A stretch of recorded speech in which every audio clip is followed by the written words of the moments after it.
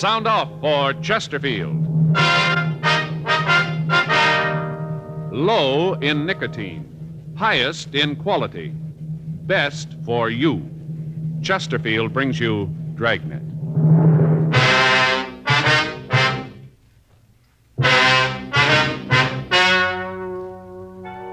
Ladies and gentlemen, the story you are about to hear is true. The names have been changed to protect the innocent.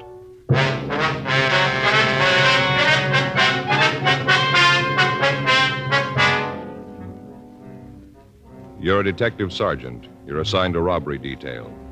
For the past 3 weeks, a lone thief has been victimizing stores and check cashing agencies.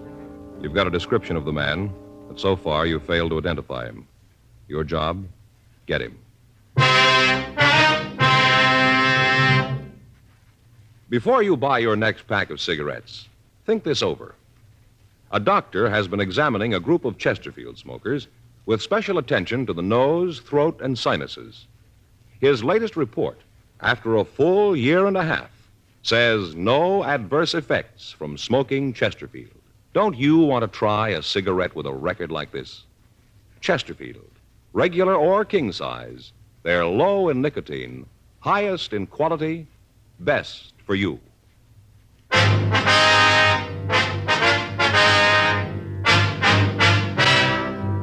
Dragnet, the documented drama of an actual crime. For the next 30 minutes, in cooperation with the Los Angeles Police Department, you will travel step by step on the side of the law through an actual case transcribed from official police files. From beginning to end, from crime to punishment, Dragnet is the story of your police force in action.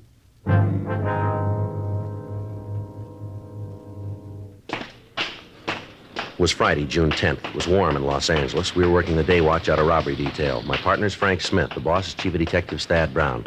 My name's Friday. We'd gotten a call that there'd been a holdup, and it was 10:36 a.m. when we got to the corner of Alvarado and Catalina Streets, the Harrison Check Cashing Agency. I'm sorry, you'll have to come back. We've had some trouble and we're not open for business. Come back in about an hour. Police officer, sir. Oh, well, where have you been? I was held up, you know, held right up. Yes, sir. Yeah, fellas in the police car was here. They told me that you'd come out. Well, where have you been? It's taken you long enough. Didn't you use the siren? Yes, sir. We came out just as soon as we got the call. Just seems us taxpayers would get better service than that. Well, sir, the call just came in 4 minutes ago. Oh, well, all right then. Well, now let me tell you all about it. Yes, sir, if you would, please. Oh, you just bet I would. Well, now, first off, I had trouble sleeping last night. I knew right off it was going to be a bad day. I can always tell, you know, when I've had a bad night, the next day's always a doozy. Did you give the officers in the radio car a description of the man who held you up? Yes, sir, I sure did. I gave it to them right off. Now, you're going to let me tell you all about the holdup? Yes, sir, if you go ahead, please. Well, I had a bad night. Real bad. I knew. Say, my name's Harrison. Abel Harrison. I don't think I got you a fellow's names. Oh, this is my partner, Frank Smith. My name's Friday. How do you do, glad Harrison? to know you, yeah. Darn fool next door kept pounding the typewriter all night. He never let up. Sir? The man next door, that's why I didn't get any sleep. Some crackpot trying to be a writer. Oh, it's an awful thing. All night long. Dit, ding, dit, ding. All night. Not a wink of sleep. Yes, sir. If you just tell us about the robbery, please. You ain't interested, huh? Well, no, sir, it isn't that. It's just that the more time we lose here, the harder it's going to be to apprehend the suspect. You can understand that. Oh, well, yeah. Now, maybe if you just answer some questions for us, it might be easier and possibly a little faster. Huh? Okay, fire away. What time did the man come in? About 10:12. Was he alone? Yep. Did it look like there might have been anybody else with him? Nope. Do you know if he drove an automobile? Couldn't tell. I see. Well, would you tell us exactly what he said and what he did from the time that you first saw him? Came in, 10:12, had a gun, walked over to me, pointed the gun, told me to stick up. That the way you fellows want it? Well, you just relax, Harrison, will you, and tell the story in your own words. I'm trying to do just that. Yes, sir. Maybe if I went slower, it'll be easier for you boys. All right, sir, you go right ahead. Well, he came in, stood around for a minute, then come over to the counter. I asked him if I could help him. Uh-huh. We cash checks, you know, payroll checks. First off, I thought that's what he wanted, to cash a check. Wasn't, though. I asked him what he wanted, and he pulled out the gun, told me to keep quiet and hand him the money. Pointed the gun right at my heart, right here. My heart. Are you with me so far, boys? Yes, sir, go ahead.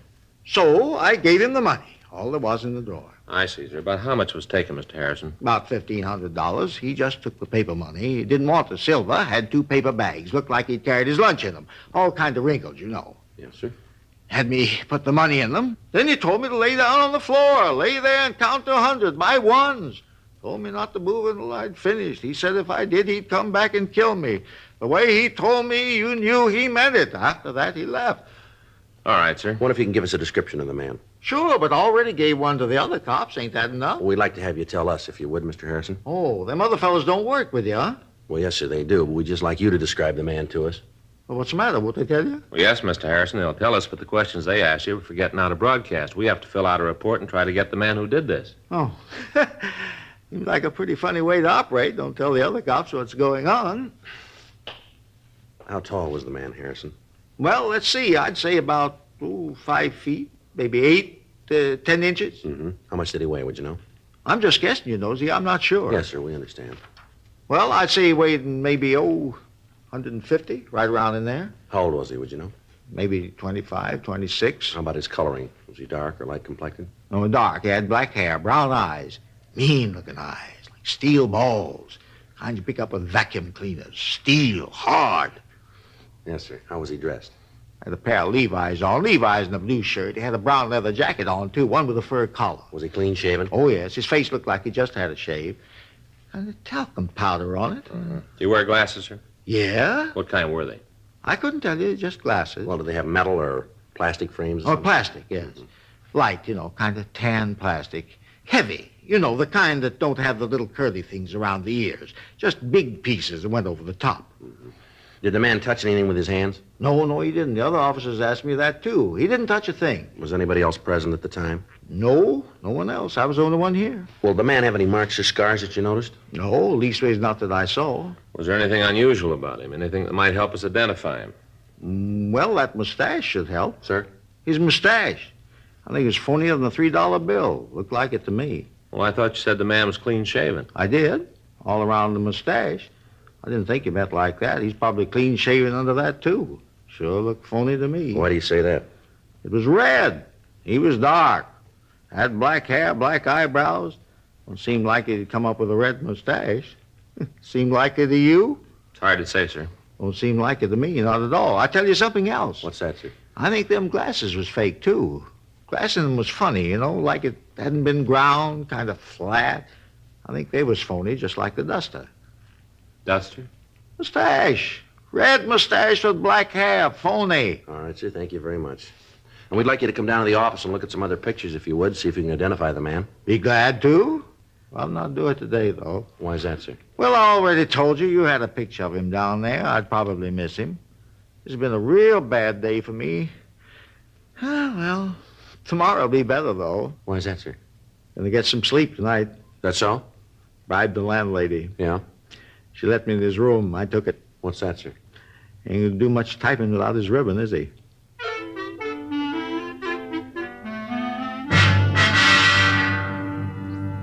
For the past 3 weeks, we'd heard the same story. A man had entered a check-cashing agency or a small neighborhood store and at gunpoint taken all of the currency. Each time, he'd hit just after the owner or the manager had come back from the bank. The descriptions we'd gotten in each theft was the same. Each of the victims looked over the mug books, but they were unable to identify the suspect. The stats office had made an MO run going back 10 years. The leads they turned up were run down, but they led us nowhere. Communications to George Brereton up at CII in Sacramento had turned up no new information. We were right where we were after the first robbery. We had a suspect we couldn't identify, a suspect that we couldn't find. 10:45 a.m., the latest victim closed up his place of business and started to accompany us downtown. As we walked out of the store, a police car pulled up to the curb. In the back seat was a man of about 25 years of age. The officer told us that they'd caught the man running down an alley 3 blocks away. The man who matched the description of the thief identified himself as Rudy Martin. While the radio car officer stood by, we took the suspect over to our car to see Averill Harrison, the victim. Caught him already, huh? Is this the man who held you up, sir? Let me get out and take a good look. All right.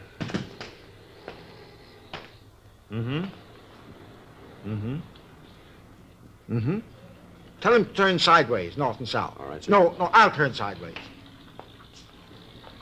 That's him. Are you sure? That's the man, even without his mustache and glasses, I can tell. He's lying. He don't know what he's saying. Don't you talk that way to me, young fella. And where's my money, huh? What'd you do with my money? I haven't got it. I never took any money from you or anybody else. You're crazy. I'll teach you to talk to All me right, like Harrison, that. never mind. Now, if we need anything more, we'll be back to talk to you. You mean you ain't going to take me downtown now that you caught the fella? No, sir, we'll get in touch with you later. You make him tell you where he hid the money. $1,500, all in paper. You make him tell you. All right, sir, we'll do that. Thank you very much. Yeah. Well, I'll be right here. Anything you want me to do, just give a holler.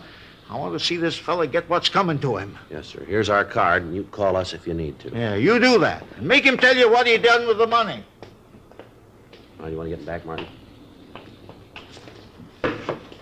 I'll check with the radio car, Joe. You want him to follow us to the office? Yeah, tell him we'll take Martin here to the robbery division. We'll check him later. Right. All right, Martin, put your hands up as high as you can. With handcuffs on? With them on. You ain't gonna find anything. All right, get them up. See, I told you. This is a bad thing that man did. I haven't done anything to him. I didn't take his money. Settle back, Martin. Back in the seat. You ever seen that man before? No, I haven't. Is he mad at you for any reason? I told you I never saw him before. Well, he says he knows you. He says you held him up a little while ago. He's crazy. Why'd he say something like that without a reason? I don't know. Your wallet back here? Yeah. All right, slide up a little. Any money in it? No, all I got some change, maybe 40, 50 cents. Just a few cards there, and a couple of phone numbers, that's all. There's no money. Mm-hmm. Who's this Johnny Salvatore? He's a friend of mine. Chris Turan? Another friend. They haven't done nothing. They're both nice guys. And look, you got no right to do this. You got no right to arrest I me. just want to talk to you. If you haven't done anything wrong, then you haven't got anything to worry about, have you? That sounds good, but what am I doing sitting here in his car with you? All right, now tell us the real story, huh? I had nothing to tell. I was over by Central Avenue when these two cops came by and picked me up. I wasn't doing anything. Officers say you were running down an alley. They say that you wouldn't stop when they told you to. Now, how about all I that? was scared. You can see how that had happened, can't you? What'd you do with the gun? Wasn't any gun. Victim says it was. I don't know what you're talking about. You registered for the draft, Martin? Yeah. Well, where's your draft card? Isn't it in the wallet? No, it isn't. Guess I must have lost it. You ever been arrested? Did you hear me, Martin? Hmm? How about it? Yeah, a couple of times. What for? Bag. Where? Here, back east. Where back east? KC. You sure that's all? Yeah. What were you doing in that alley this morning? I was on my way to see a guy. Who? A friend of mine. Okay, Joe. Yeah? I'll call in. We can get started. Right. 1K80 to Control 1. 1K80 to Control 1. Control 1 to 1K80. Go ahead. Prisoner in custody. Show us out to room 27A, City Hall. KMA 367. Roger, 1K80. KMA 367. You all set? Yeah, let's go. Now, who's this friend you're going to see, Martin? You have to know that? We have to know. Chris Tarrant. What are we going to see him about? Job. He said he could line one up for him. Where do you live? Room and house down on Wall. All right, you want to tell us what you did with that money? What money? I don't know how to tell you any better. I didn't have anything to do with that guy. I don't know nothing about any robbery. I was on my way to see a friend about a job. A couple of cops picked me up. That's all there is to it, nothing more. If you think you can make this thing stick, then you go right ahead. I don't think you can. Well, we got a lot of time, Martin. So have I. I got nothing to do. Night's sleep and a couple of meals. That's what I stand to come up with. I got no problems. Go ahead, lock me up. You're going to have to let me go. I don't care what the old guy says. I didn't hold him up. Not him nor anybody else can say I The did. clothes you got on match the ones the holdup man wore. So what? A lot of people wear these kind of The clothes. victim identified you. The guy made a mistake. I told you that. All right, Martin, you called it. I hope you know what you're talking about. Hmm? The victim of the robbery identified you, and there's 5 more we think we can tie you into. We make you on the rest of them, you got real trouble here. Now, you'll save us and yourself a lot of time if you'll tell us the truth. You wouldn't know it if you saw it. Well, there's one way to find out, isn't there? Yeah? Try us.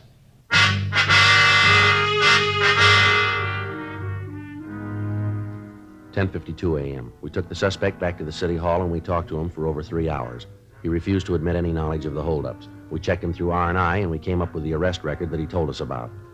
In checking his record, we found that the suspect was wanted for draft evasion. In the meantime, the other victims of the holdup man had been brought down to the office. The suspect was placed in a show-up with several other persons. They all failed to identify Martin as the thief. In checking further with the last victim, Harrison, he stated that he'd probably made a wrong identification. We had a search of Martin's room made, but we were unable to come up with anything. The 2 friends he'd mentioned were checked out, but there was no record on either one of them. The suspect was turned over to the federal authorities for prosecution on the draft evasion charge. We were right back where we started 3 weeks before. The next morning, Saturday, June 11th, we started all over again. This time we went back into the files 15 years. Anybody who even vaguely matched the description was checked out. The M.O. of the thief was rechecked. The machines came up with an additional 17 possibles. Each of these were checked out. It took us 2 weeks, and at the end of that time, we were back where we started again. We had nothing but a description that apparently didn't match anybody in our files, and an M.O. that didn't fit any known criminal. During the time that we'd been checking out leads, the bandit was inactive.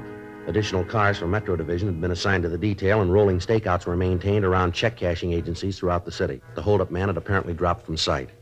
Saturday, June 25th, I checked into the office. Robbery, Smith. Yeah. Oh, yeah, Ben. Huh? Oh, just a minute. Little John. You see him, Joe? No, I don't think he's here. Little John? No, he's not here. No, Ben, he isn't here. All right, wait a minute. I'll check the book. Yeah, here. No, I left about an hour ago. Yeah, I'll be back. Want him to call you? Okay, wait a minute. Here's a pencil. Uh-huh. 0281? Right, yeah. Okay, Ben. I got something here. Teletype from San Diego from Hewin and Davis. Yeah, what is it? I'll read it to you. R.E. your APB, dated June 10th, R.E. robbery. Robbery occurred this city last night. M.O. and description matches your suspect. We have identification as Jerry Lane, San Diego number 146382. Are sending mug shots. Huh, looks like a break. Well, it might have been. You didn't let me finish. Yeah? He got away. 12:15 p.m. A special delivery letter arrived from San Diego with the mug shots of Jerry Lane. There was also a note from Sergeant Carl Davis. He explained that the suspect had held up a small liquor store in the city and had badly beaten the owner. A witness was shown the mug books and was able to pick out the bandit. He was identified as a Jerry Lane. He had only one arrest record, and that was for a misdemeanor offense in San Diego County. We checked the name through our identification bureau, but there was no record on him in our files. The mug shots from San Diego had been taken over 4 years previously, but the victims of the robberies in Los Angeles had no trouble identifying it, even without the glasses and the mustache. Additional broadcasts were gotten out carrying the name, and radiograms were sent to Washington and to Sacramento requesting any available information. Another week passed while the search went on. During that time, the holdup man hit once more, this time in National City, just south of San Diego. From the reports we got, the M.O. matched the one previously used. The suspect made good his escape. Tuesday morning, 11:30 a.m., Frank and I had been out running down a lead. We just got back to the office. Well, there's another one that didn't go anyplace. Yeah? You know, Joe, if somebody could figure out a way to filter out the bad leads, it'd sure save a lot of legwork, wouldn't it? Yeah, I guess I'll get it. Robbery Friday. Yeah, all right. It's Hewin. Yeah? Hi, Pappy. Yeah. When was that? Yeah, anything on him? Mm-hmm. Yeah, well, you're probably right. Well, I guess the only thing we can do is put out another broadcast. Yeah. No, nothing up here. What'd you say? Right, yeah. Well, if anything else turns up, let us know, will you? Right. Oh, wait a minute. Say hello to Carl. All right, Pappy. Yeah, we'll be talking to you. Right. Thanks. Bye. What's he got? Well, it's our suspect, Jerry Lane. Yeah? He's going to have to stand for more than a 211 charge now. What do you mean? Latest victim just died.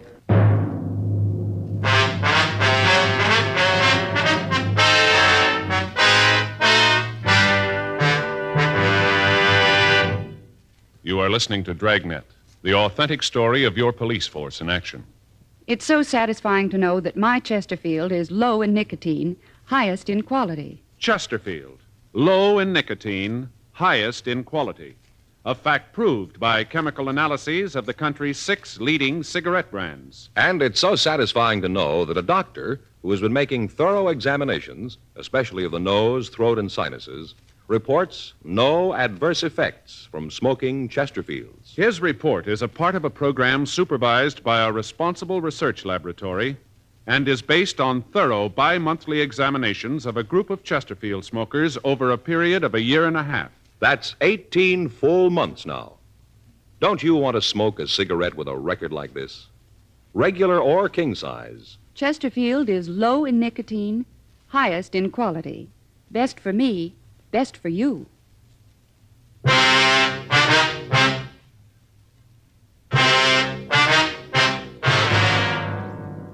From the information we got on the phone, it looked like Jerry Lane would be headed for Los Angeles. One of the witnesses to the latest robbery said that the suspect drove away in either a 1942 Plymouth or a Dodge Coupe. The color of the car was listed as either a dark blue or black. Descriptions of the car and of the suspect were printed up and distributed to all law enforcement agencies between Los Angeles and the Mexican border. Al Gayton from the San Diego department got in touch with the Mexican authorities, and a close check was kept on all cars crossing into Mexico. According to our information, Jerry Lane had robbed at least 8 places and stolen a little under $9,000 in a period of 6 weeks. While we continued our investigation, the San Diego authorities followed up the leads they had. In the course of checking out the friends and associates listed on Lane's arrest record, they came up with the information that he had at one time been employed as a musician in a downtown nightclub. They interviewed the employees of the place, but they were not able to get a definite lead on the suspect. With the mugshot that they'd sent us, and knowing that he was a professional musician, we checked with the local office of the Musicians Union. They told us that he was not in good standing, and they were unable to give us the address of the suspect, but they did give us the name and address of a bar where he'd worked several years before. At 8:30 p.m. that night, Frank and I talked to one of the waitresses in the place. No, they cut out the band a year or so ago. Not enough business to keep it going. Uh-huh. Did you work here when they did have a band? Sure, I've been here since they remodeled the place. Been 4 years anyway. Hey, you fellas like a drink? Be on the house. No, thank you No, very much, ma'am. Frank. You know a man named Jerry Lane? What does he do? Well, he's a musician. We understand he plays clarinet. Lane. Yeah, it seems to me I do remember him. Not too tall, kind of nice looking if you went for the type. Yeah, I remember him. You know where we can get in touch with him? No, I haven't got the slightest idea. Got to be a pretty big lush. Had to let him go. Union told him lay off the booze, but he didn't pay no attention. Always showing up late. A real lush. Possible the owner might know where he is? It isn't likely. I'm married to the owner. I know most of the stuff that goes on around here. I see. Can you give us any idea where we might be able to get a lead on him? Some of his friends? Maybe another musician? No. Hey, wait a minute. Ma'am? I might know someone. Let me make a phone call. Well, if you give us the phone number, we can put in the call. No, I'd rather not do that. You see, this girl used to see a lot of Jerry. Maybe she don't want to get mixed up in a thing like this. I'll call her and find out. If she knows, she'll tell me. If she doesn't, there's no harm done. Okay.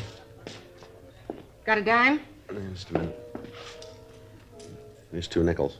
Thanks. I'd rather you leave the door open, if you will. All right.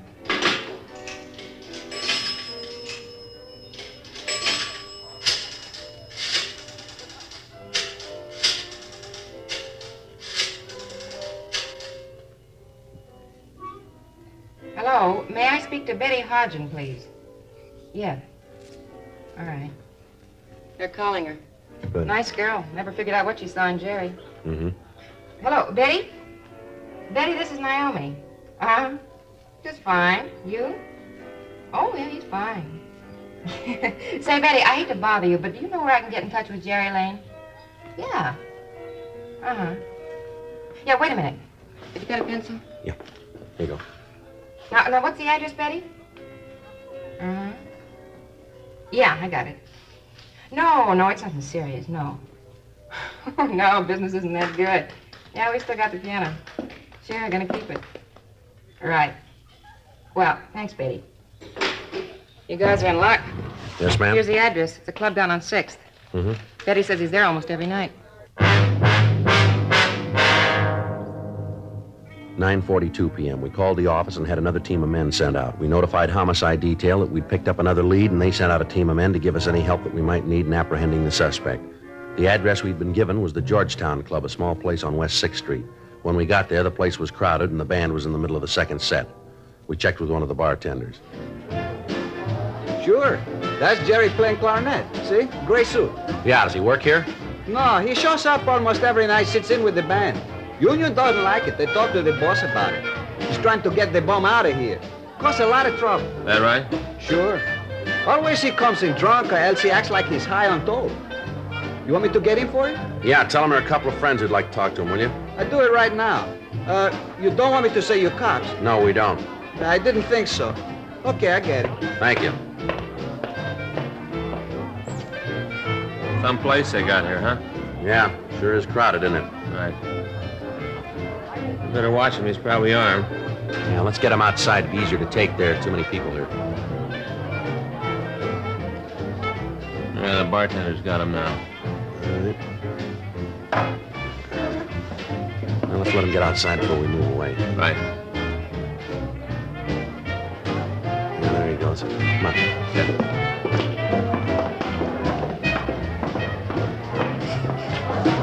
Yeah, sure. Well, where are they? You said a couple of friends. Where are they? You said they would be here. Now, wait a minute.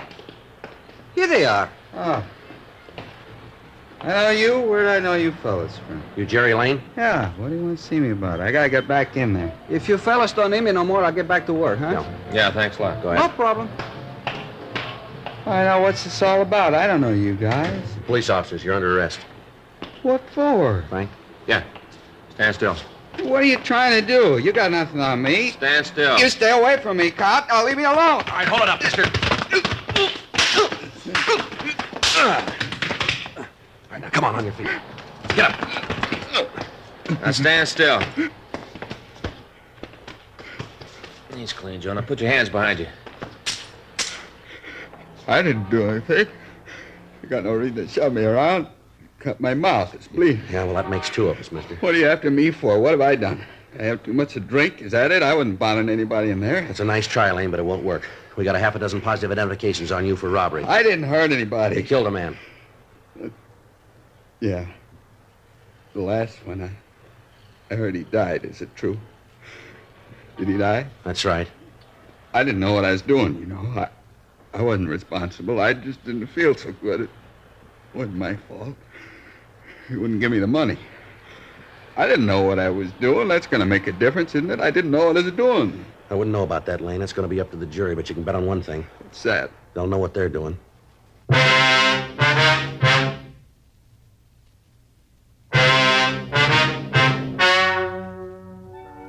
The story you have just heard is true.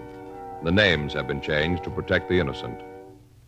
On December 17th, trial was held in Department 92, Superior Court of the State of California, in and for the County of Los Angeles. In a moment, the results of that trial. And now, here is our star, Jack Webb. Thank you, George Fenneman. Friends, the big Labor Day weekend is coming up, so make sure you have plenty of Chesterfields. Get a couple of cartons when you do your weekend shopping. Now, I can tell you why you should be smoking Chesterfields in just 10 words. Chesterfield, low in nicotine, highest in quality, best for you.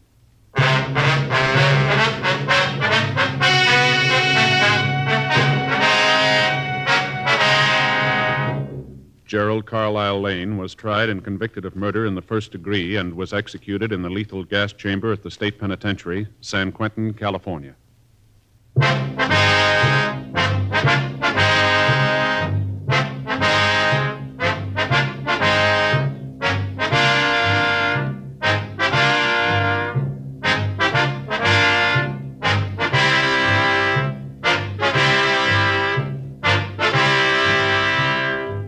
You have just heard Dragnet, a series of authentic cases from official files.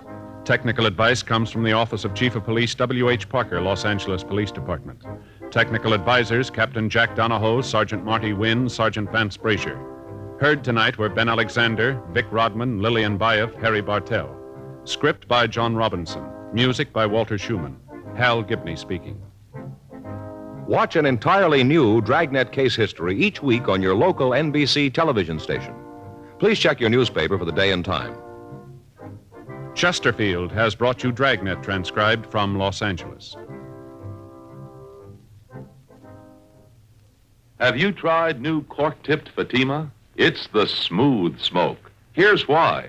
New Fatima tips of perfect cork, king size for longer filtering, and Fatima quality for a much better flavor and aroma. Remember, Fatima has the tip for your lips. Try new Fatima.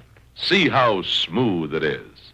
Fatima is made by the makers of Chesterfield, Liggett and Myers, one of tobacco's most respected names.